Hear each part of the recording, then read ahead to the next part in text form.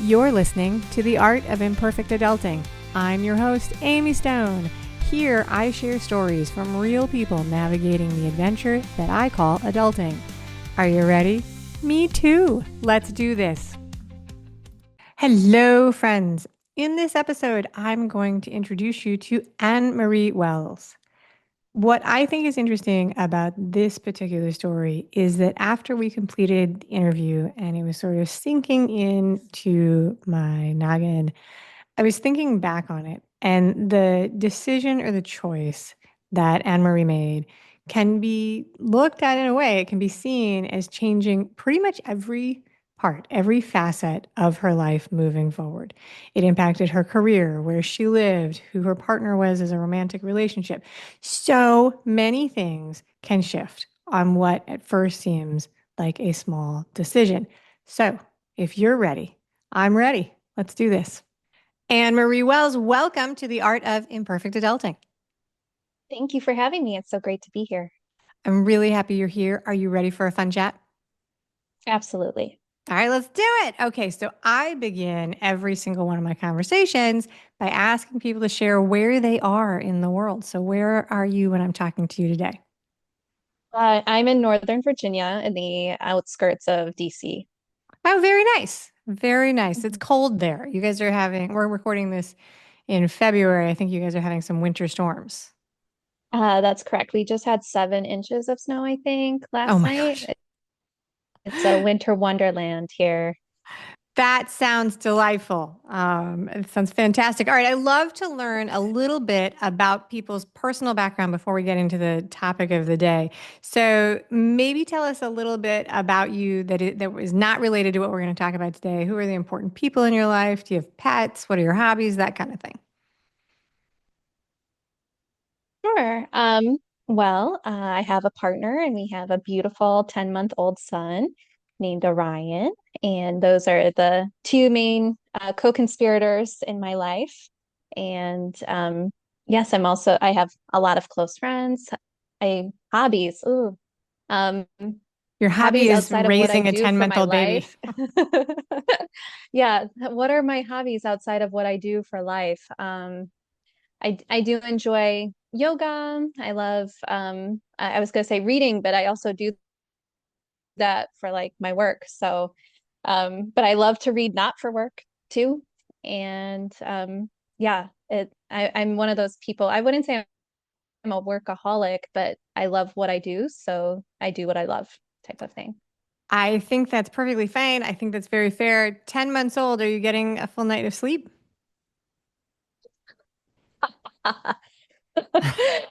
No, I haven't gotten a full night of sleep since before I was pregnant. I had terrible insomnia while I was pregnant, and um, yeah, my son still doesn't sleep completely through the night. If we have a really good night of sleep, he wakes up at 4 without waking up before then, and that's like we're hallelujah. Right. You feel We're like you can just take over the so world. grateful. Yeah, no, absolutely. I do. Exactly. Yeah, we Yeah, I remember haven't quite those. made it there yet. I remember those. We call it nighttime parenting just to make it sound like it's better than it is, which is really just staying up and getting up whenever they get up. All right, so now we're going to go dive into the topic of the day. You proposed the topic Mhm. of caregiving for your dad, and how that led to you changing careers. So, does that sound like what we want to talk about today? Absolutely. Yes. Let's Hopefully do it'll it. be inspiring to some listeners. That's the goal. That's the goal. Motivational and inspirational, 100%. So let's start at the end, though. Like a lot of times I do these stories of transformation and I back way up it right at the beginning. But let's start at the end with what you actually do now. Today, as a profession, what do you do? Well, I copy edit and proofread manuscripts. That's my bread and butter, but I also am a creative writing instructor and facilitate workshops virtually and all over. I travel to facilitate creative writing workshops, particularly my Synonyms for Grief creative writing workshop, where I help non-writers and writers alike to use creative writing to help navigate their grief journeys. And Oh, and wow. that's my big why right now. So, That is very all right. So I love that. I think that that's a really interesting thing. I actually know somebody who is doing a grief. She's doing travel as a grief tool, a tool for grief. That's what was helpful for her in a grief journey she did. So I think it's very interesting to find that all the different ways that people move through it. Writing and grief, I think, is a well-tested thing. Maybe not creative writing though, as much as like the sort of journaling thing. But anyway, I'm off topic. So what did you study in school? What was that you thought you wanted to do, backing up to when you were younger, maybe high school, what you studied in oh school? yeah. Yeah, so I went to school for environmental science. I graduated undergrad in environmental studies and then earned my master's degree in ecology and tried my darndest to break into the ecology field professionally and struggled to find a full-time benefited position in my field. Um, yeah, so that was also part of my transition into the creative arts and really doing um, what I loved and what I was currently doing and loving instead of struggling to find a role that wasn't coming to me. It was like the universe was saying, "Oh no, no, no. That's not for you." And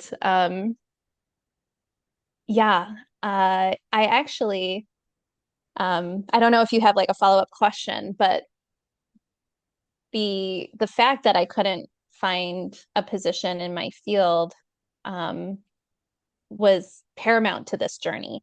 I struggled. I was applying to jobs all over the place. I was living in Jackson, Wyoming, which is right outside the Teton National Park and the Yellowstone National Park. So you would think there'd be a lot of ecology positions, and it wasn't panning out for me. So I do And have, I right do have a question. before, yeah, go, sure, go ahead. What kind of jobs are ecology jobs? So, because I'm not sure what that means. Like, what were the jobs that you were hoping to get that you couldn't find? Sure. Well, I was really hoping to get into some field research. That's where you go out into a habitat, you collect data. If Okay. you're studying a specific species, you're observing and studying it over time. There's also positions as park rangers or environmental educators. You're doing, field trip groups and things like that at the wildlife museum, things like that. They're a wide scope. There's also landscape mapping and things like that. Okay. You create maps of habitats. You can create models of how climate change, for example, can impact certain species, or if an invasive species comes into an area, how that might impact other species and a domino effect. Yeah, there's Okay. That gives all me scope of different positions that would All be right, that possible. gives me a whole different feel of what you were looking for in terms of what the ecology was in the environmental science. And so you were actively looking for a job. You were living in Wyoming, such a beautiful place. Oh my gosh. So Yeah. are you from the Northeast where you live now, or how did you end up in Wyoming? Did you go because it's such a beautiful place, or like how did you get there? I'm from upstate New York. I was Okay. originally born in Utica outside of Syracuse, New York. And after grad school, when I was applying for jobs, I ended up getting a temporary job at a nature-based play school or preschool, nature-based and play-based preschool in Wyoming. And Okay. so that's what brought me out there originally.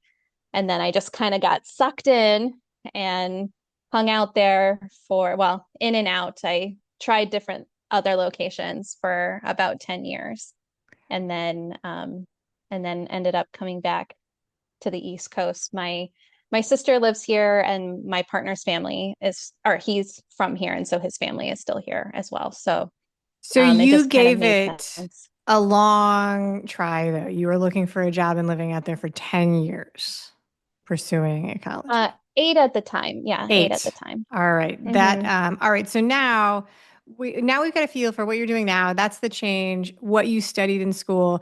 There it sounds like if you were doing research and writing, there's an element of writing, but a different kind of writing, reports and grants and all of those things. That was a part of what you studied. So it's not necessarily that you were like not writing, but this is a pretty significant shift. So I think this is going to be the more emotional part of the story. We're going to jump right in with both feet. Tell us what was going on and how you ended up being called in as a caregiver for your dad. Yeah. Um, Interestingly, paradoxically, I should say, or ironically, right before I received the call, I had just landed a job as an executive director for a science education organization, a Oh, nonprofit. wow. Wow. Manifestation Um, folks would say that was a test. exactly. I got exactly what I wanted. I had been trying for so long and finally nailed what I thought was my dream job. And then 2 months later, I got the call from my mom. My dad had been in the hospital, not being able to breathe and feeling very out of breath. And he was in the hospital for about a month as they were doing tests and treating him. And I got the call that he had stage 4 lung cancer. And um, I remember this feeling of pins and needles just fell over me like a shower. And I asked my mom, like, well, what do I do? Do I come to be with you right now, or if it's going to be 5 years? And she just interrupted me and she said, it's not going to be 5 years, honey. So I knew in that moment that my life was changed forever, that I was never going to be the same after that. And I started making plans to work remotely. Luckily, and this was pre-pandemic, so this was 2019, before Zoom was really a thing, but I was planning on working remotely. And I did at first. I uprooted my whole life. I got a subletter for my apartment and I packed up my dog and everything that I would potentially need. And I drove from Wyoming to Florida, where my parents were living, um, to go be with them and to support them, whatever was necessary. As one of my filler jobs before I landed this job as the executive director, I worked as a caregiver for adults with disabilities. So I had training and skills to help individuals who struggled with mobility or who couldn't feed themselves, who used adult diapers, who needed help going to the bathroom. And I used that training caregiving for my dad. In the beginning, it was both a slow and quick um, decline, where when I first got there, he seemed great. He was happy, he could walk, he could stand up on his own, he was still eating, and slowly but quickly he um, didn't have an appetite, was sick all the time, was very weak, couldn't stand on his own. He went from a walker to a wheelchair. Um, and there was a moment when he he couldn't get up, and he was very very ill after his last chemo round, and my mother and I decided to call the ambulance to have him taken to the hospital. And when I was there and he was in the gurney, so weak he couldn't hold an ice chip in his mouth because he was so weak, could, couldn't speak. Um, I I thought my father was going to die that night. I Yeah. didn't think that he was going to make it. It was actually the anniversary of his mother's death. She Oh, had died, I think maybe 15 years before that moment. And I I stayed with him in the hospital. My mom went back to her house to sleep. I slept, didn't sleep on the little couch next to his bed. those are not actually meant for sleeping. I don't know why they even put them in the rooms. It's the craziest thing. They're so Yeah, uncomfortable. No one fits on them. I couldn't sleep. I was worried that if I fell Yeah. asleep, he would need me and I wouldn't be awake, or he would have his last moments and I wouldn't be there. And I was compelled to write a poem. I wasn't a poet before then. I I did write. I loved to write, but mostly blogs. And then I wrote some romantic comedy plays. So Wow. definitely different genre. And I didn't have paper. I grabbed a receipt out of my bag that I had with me, didn't have a pen. I was so compelled, I went and borrowed a pen from the nurse's station. And I wrote a poem about being at the beach with him when we saw a nest of baby turtles emerging out of the sand Oh, and wow. making their way to the ocean. And this was before smartphones, so I don't have good. I took a picture on my like flip Motorola phone at the time, and just watching, we watched until the sun went down, watching baby after baby coming out of the sand and just flopping to the Yep. ocean, just knowing instinctively to go there, and then watching them wash away with the tide. It was such a beautiful moment. And as he was next to me, gray, maybe needing a blood transfusion, um, hooked up with all of the tubes and everything, I wrote a poem about how that was what I was going to remember. That I was Yeah. would remember that. And because I had some experience in writing, I had been to some writers' conferences, and I worked part-time for a literary nonprofit. I kind of knew I wouldn't say rules, but the protocols for getting your poems and short stories published. I knew, oh, there are literary journals So that I could before we send jump this into out that, to. so Yeah, before we go jump into ahead. that, let's talk a little bit more about your dad. And sorry to Yeah, cut you off. that's I okay. did not want to jump in while you were talking about the story and interrupt the flow because it was such a beautiful story, but I do have some questions, if that's okay.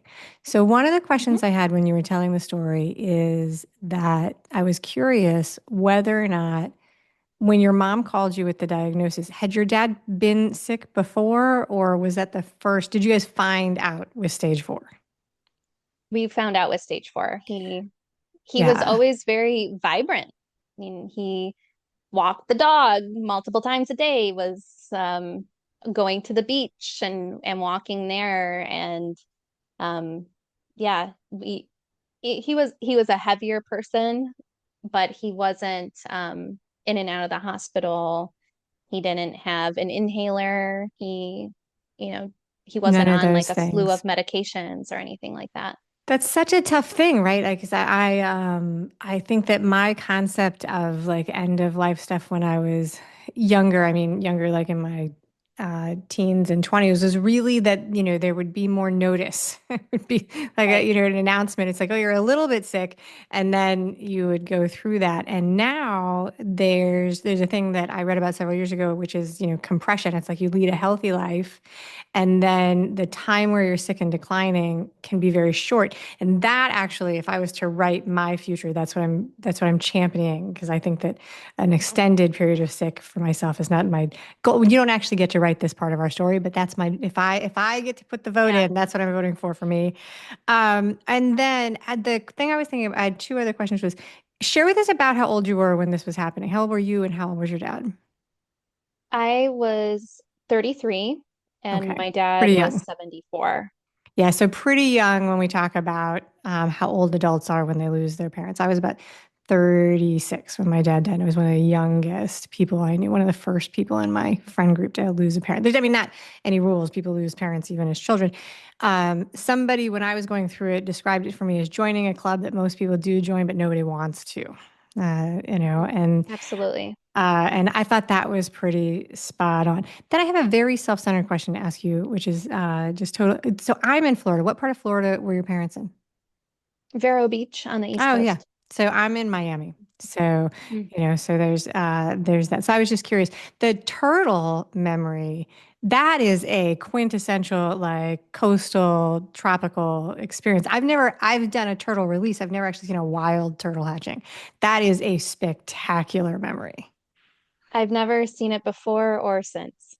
That is a really, really, and I love the part of this story that when you were bonding with your dad in the hospital, that a strong positive memory like came to your mind. I think that's really special. I want to thank you for sharing that with us. I think that stories of caregiving for children and parents, it's a thing that I think we do a terrible job getting people ready to do. And I think that it's helpful to tell the stories so that people can begin to just have an inkling in their mind that someday this might pop up. So, how long was, I want to ask you now, how did your life shift while you were caregiving? I'm not sure exactly how long this period of time was in your It was life, but short. yeah. Yeah. Um, when I had asked my mom on the phone, my dad had his vocal cords were paralyzed, and Okay. so he could whisper, but it was hard to talk on the phone. And he was whispering all the time because he couldn't project without his vocal cords. So talking to my mom on the phone, she said that he had a year. But what I didn't know was that she was told he had um, 6 months or less up to a year with treatment. And Oh since he my was goodness. pursuing treatment, she told me a year. So in my head, I thought we had a year, but we ended up having 4 months from From the phone call. diagnosis to burial. Yeah. That is short and intense. My goodness. So during that time, you picked up your entire life in Wyoming and relocated to be with your family, and you were working remotely. Mhm. That's a major change. And that when we talk about changes and decisions and things, the decision, you had an option that you didn't choose, which was to allow your mom to be the primary caregiver and keep your life in Wyoming. But when you took that on, moving and relocating is a huge emotional challenge. One of the top, when they make those ridiculous lists that are like hardest things people do, right? Moving is always there. And so is losing somebody, like the death of a family member. Those are two, and you did them at the same time. You must have been under an enormous amount of pressure. Yeah, I was. And at the time, I because we knew my dad had a limited amount of time, my partner at the time and I decided to get married. So I Oh, was also organizing a wedding. as one does. So what we need now in the middle of all of this is to plan a wedding. Actually, I do understand why you would do that, but yes. All right. So that was a lot. It was a lot. My partner was also back and forth between Florida and Wyoming. He wasn't able to work remotely, so he was taking time off or spending the weekend and just spending a lot of money on flights back and forth It is between Florida not and Wyoming. easy to get from Palm Beach International Airport to Wyoming. That is not a direct flight, as far as I know. No, it never is. Either landing in Denver or Chicago or Charlotte. So Yeah. one or Austin or Houston. There's always a connecting flight. Yeah. One of the times I flew in, I don't remember if it was Wyoming or Wyoming. I did Atlanta and then over to Salt Lake City and then I mean, it just took forever to get there. Just Hmm. really a Hmm. long time. So that's a lot of stuff going on. So 4 months. Wow. So you write the poem in the hospital with your dad on the back of the receipt. Did that end up being his last day, or was there other time? You don't have to get into specific details, but I'm just curious Yeah. He lived for a little less than 2 months after after that. that. Yeah. Hmm. Hmm. So, was it an immediate thing for you that you were like, you know what, I am going to publish this poem? You talked about that you had a little bit of knowledge of the publishing industry. Which it does. Like with some perspective here, it is a little bit like the things that you had chosen earlier in your life were coming together to bring you a skill set. Like you had done caregiving, which set you up to be an asset in this decision. You had done some publishing work, which then when you decided to do it, you had a little bit of information. That's an interesting synchronicity. So, how was it immediate that you made this decision? I'm going to publish this poem. Um, no, at first it was just, I need to write another poem. I Okay. have this other poem that I need to write, and then this other poem that I need to write. And then suddenly I had a dozen, 2 dozen poems, and I didn't know if they were any good. I didn't know.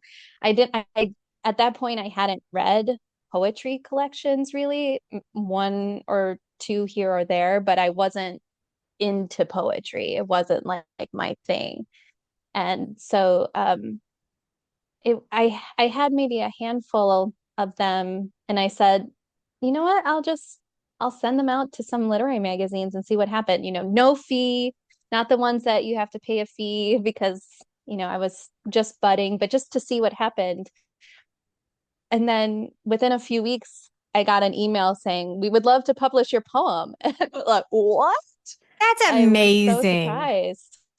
That's amazing. You are the Yeah. second published author that I've interviewed for the show. The other was a book, and her book is coming out in a couple days, and her episode is coming out in February. She pitched a publisher because she was having trouble finding agents, and it just immediately got picked up for this book deal. And I love sharing these stories because the number of people that I have talked to over the past 10 or 15 years who want to publish a book and are just really, really challenged to find somebody to publish them. And they get a concept in their head. They're like, this just doesn't work the way it used to. And nobody ever gets published. And to hear stories of people who are saying, I just pitched it. And as it so happens, somebody said yes.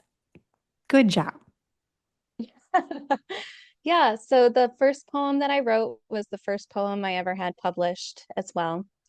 And before my dad passed away, I was able to tell him that 5 of my poems were accepted for Oh my publication. goodness. That's Yeah. beautiful. That's beautiful. And that was the beginning of something much bigger that I didn't even realize. So I was working remotely after my dad ended up in the hospital. He ended up having sepsis and pneumonia on top of his stage 4 lung cancer. Oh, poor guy. And I was already working half time. And then I asked to work quarter time. And then a little more than a month after that, my dad was referred to hospice, and I just resigned. I could not care about budgets and scheduling and um, interacting with people. And all I wanted to do was write about this experience. I was blogging at the time, um, mostly because I didn't have the capacity to explain to every single one of my friends and well-meaning acquaintances what I was experiencing, Yeah. what my dad was experiencing. I was receiving invasive questions like, is he in pain? Yes. And Yeah. what answer do you want me to be giving you? Or how long does he have? And it's just Oh, none of their business. And don't remind me that it's not yeah. very long. And so I was blogging about the experience, and it was such a catharsis to get everything out and just allow whoever wants to read it can read it. Friend, enemy, whoever's interested, they can they can read my vulnerability and my intimate thoughts, and then I don't have to explain it to everybody, or people aren't relaying my story from one person to the next. They can hear it straight from me all at once. And those blog posts were the foundation that became my memoir in verse that was published in 2023. So 3 years after my dad passed away. Wow. So My when book you say you survived were by. blogging, were you doing like caring, like a one of the Caring Bridge sites, or were you like you had like a blogger site, like you were just free verse, like doing it on your own? Yeah, I was just doing it on my own. That's Mhm. very nice. It is one of the challenges. People write about it all the time that nobody really knows how to handle those conversations surrounding very, very sick people. Nobody's the wrong word, but it is a situation where people do mess it up a lot. And if you haven't been through it, you don't know. I now have, I'm older than you are, I think. And as you age and more people go through it, within groups of people, there become these little sort of keepers of the information. And then when you find out that something's happening, you learn to call that person who like will tell you, okay, so with this person, they don't want you to call, they go over here to get the information and they're the ones that set up like whatever the people need. But it is stunning how invasive a very simple question can feel when you're going through a hard time. And I don't know about you, but how like crazily I sometimes reacted. After my dad died, I was talking to some poor service person at a bank, and just they said the wrong thing, and I just lost it. And even as I was having like my breakdown, I was like, I know this isn't you, and I really want to apologize, but I'm having a little bit of trouble stopping my tantrum. Yeah, I had a Um, similar experience with my car mechanic. Um, we actually had uh like uh I don't know a more emotional relationship than you have with your average car mechanic. Like I saw him as like a father figure. We didn't spend time together outside of the car shop or anything, but I needed to get my car repaired so I could travel across the country in it. And I told him I was kind of on a time crunch and why. And he um, told me that his wife had died from brain cancer. And um, and just said, people say, I know how you feel. No, you don't. no, No, you don't know how I feel. And even if you had a wife who died of brain cancer, you still don't know how I feel. It's still not the same. Everybody's individual. And I remember that he asked me how long does he have? I said a year, and he said, if you're lucky, it'll be less.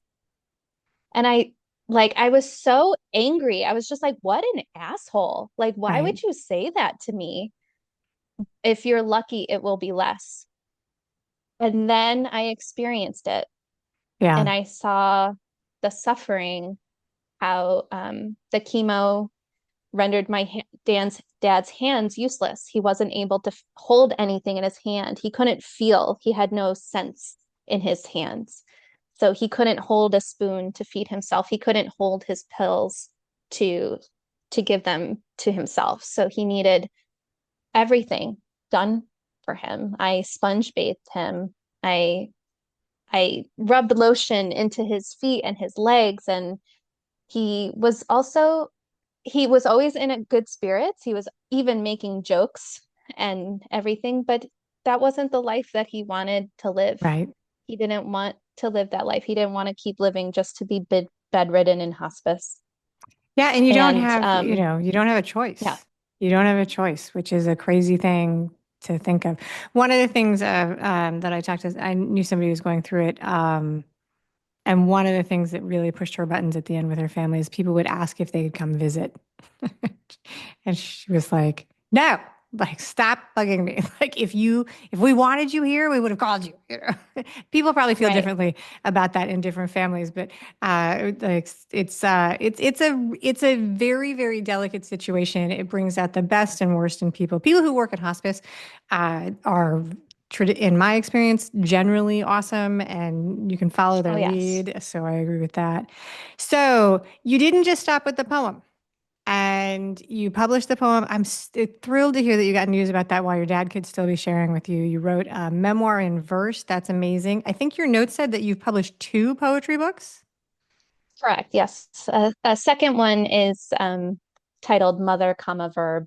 A different Okay. kind of grief journey of wanting to become a parent and it not happening in Okay. the timeline that I was hoping that it would, and the struggle to enter into the life that I'm living now.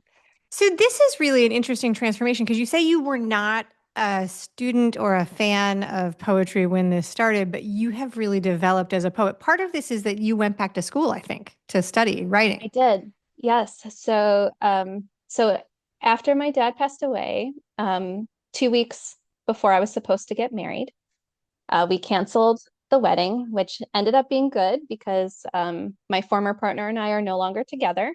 But he's a wonderful person. We still keep in contact and know we have, as far as I know, we have no ill feelings toward each other.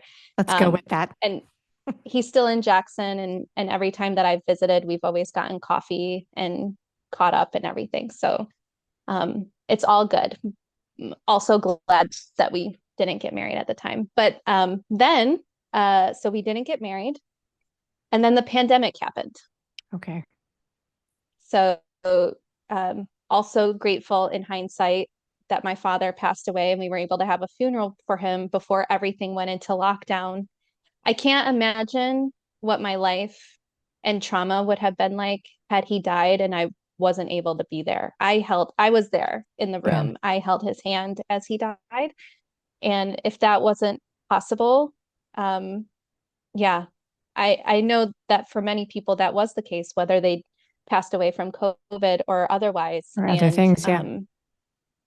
I can't imagine having to go through that added level of trauma to the experience. I can't either. And the stories were crazy. The separation because the facilities Mhm. to keep in at-risk seniors had restrictions, but those restrictions meant isolating them from their family, which would, I mean, Exactly. just had to be crazy unpleasant for everybody involved. I know somebody who they had just moved their father into a new facility when it went into lockdown.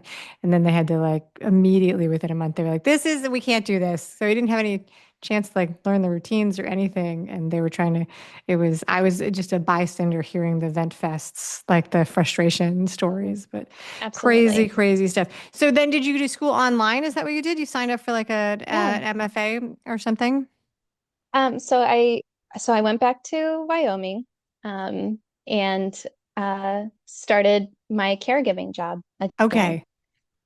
And that job is 3 12-hour shifts during the week and allowed me to then take classes remotely. And everything was online suddenly, not just university and college classes, but these different literary organizations that were in Boston and Los Angeles and Seattle suddenly were opening up to virtual classes where before they were all in person. So not only was I able to take these classes to then earn my degree in English, but I was able to really inundate myself with workshops and free workshops. I didn't have to pay for a lot of them. Um, and a friend of mine who was more of an acquaintance, but now is a closer friend. Um, Shortly after my dad passed away, her father was diagnosed with cancer. And she turned to me. And this happened multiple times, actually. Multiple friends received diagnoses after the fact, particularly with their fathers. And she said, "How do I do this? What did Yeah. you do? How do I experience this?" And I told her, honestly, I started writing poetry, and that has been what has gotten me through this. And so she started writing poetry too. And All right. in writing poetry, she learned about a um, what would normally be an in-person poetry course, 2 semester poetry course through the Community Literature Initiative had turned to virtual because of the pandemic. And so before they were only really taking anybody who lived in Los Angeles who could come to these classes. Now anybody could. sign up and take the classes virtually. And so she and I were in the same class and taking this poetry course together 3 hours a week, plus office hours, and working on specifically putting together a poetry collection. And Fantastic. yeah, so that also I think was a formative experience of now suddenly I'm in this brand new culture that I hadn't experienced before of all these poets. Like before it's like, well, who else is a poet? I don't know any poets. Right. And now, I oh, did. there are millions of them. That is very cool. And it's another synchronicity that lined up that you went through this, and then it's one of the things that one of the powerful parts about sharing our stories is that it gives other people permission to ask.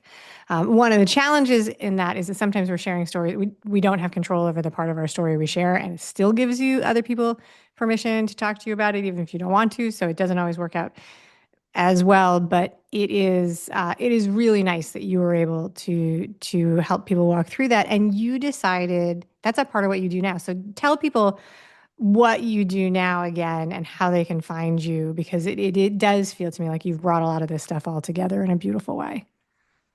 Yeah. So, I mean, the book publication wasn't overnight. So that was a 2 year process of sending it out to indie presses and contests and revising it when it was rejected and rejected and rejected and rejected and rejected until finally I got that one yes, we want to publish your book.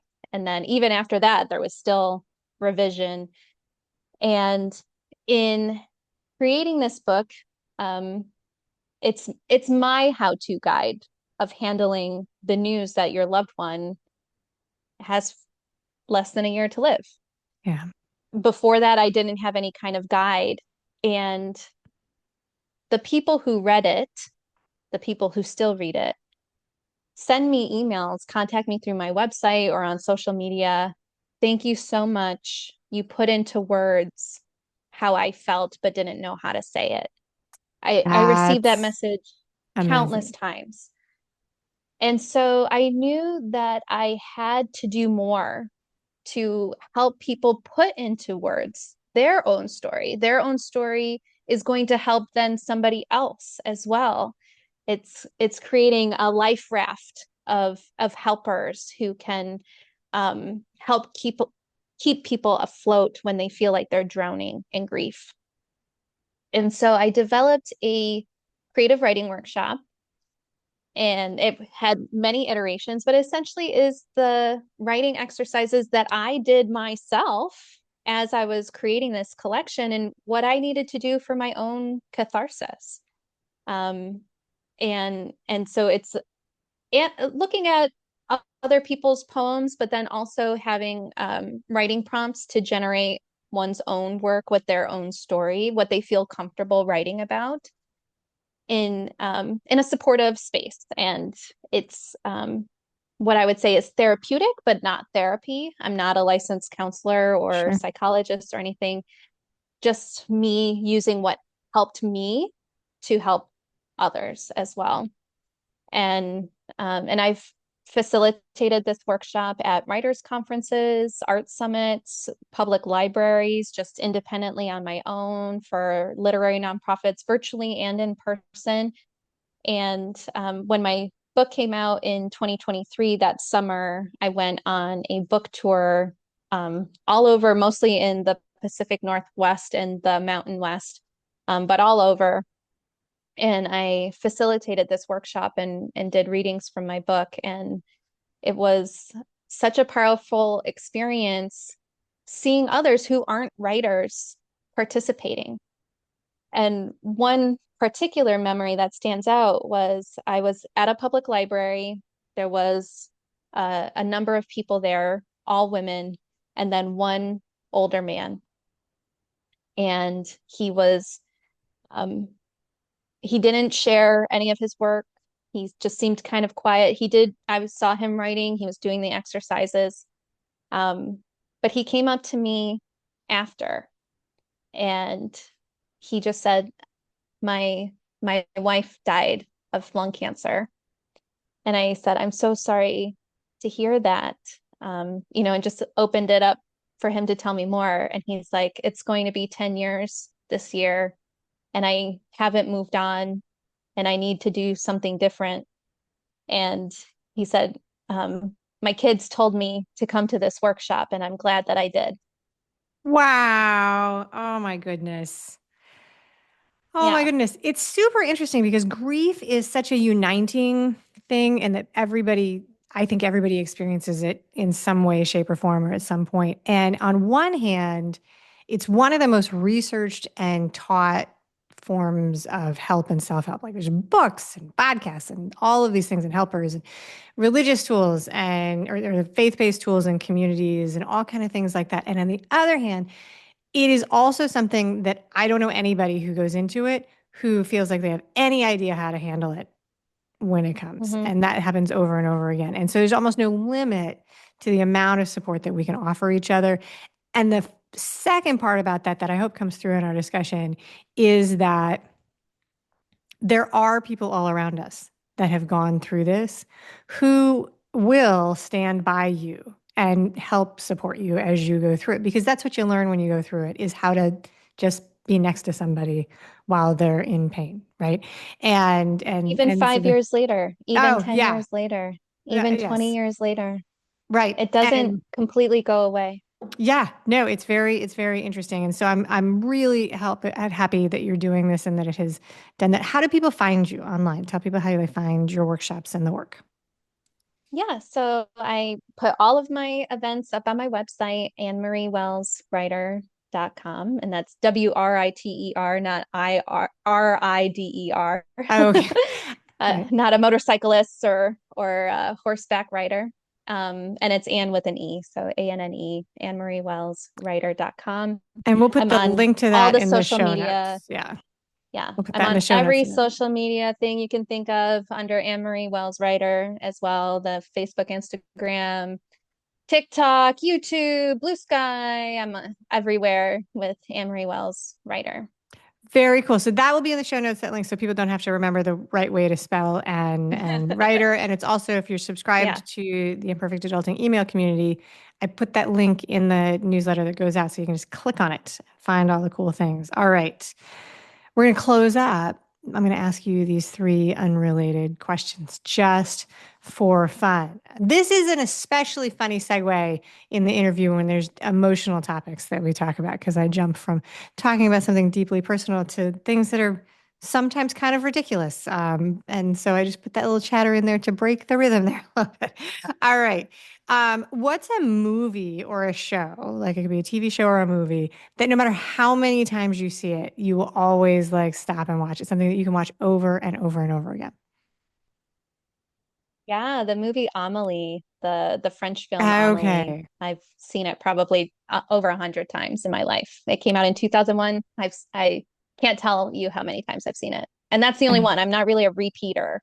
Oh, fantastic. All right. That's really good. Okay. So thinking back to when you were a teenager, did you have a favorite music group or band? And are you willing to share with us who it was? Yeah, definitely. Queen. Yeah, I was Ah, totally okay. obsessed with Queen.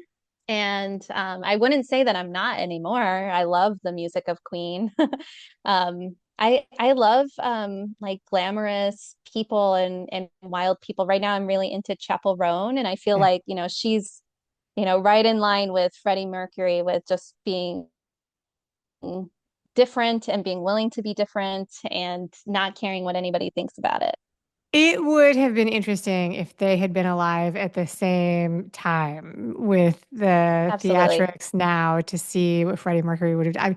As you were describing, I was trying to imagine Freddie Mercury with the enormous eyelashes that Chappell Roan puts on her, right? That would have been, I mean, because yeah, Hmm. I think Hmm. there's a chance. I think there's a chance he would have given it a shot.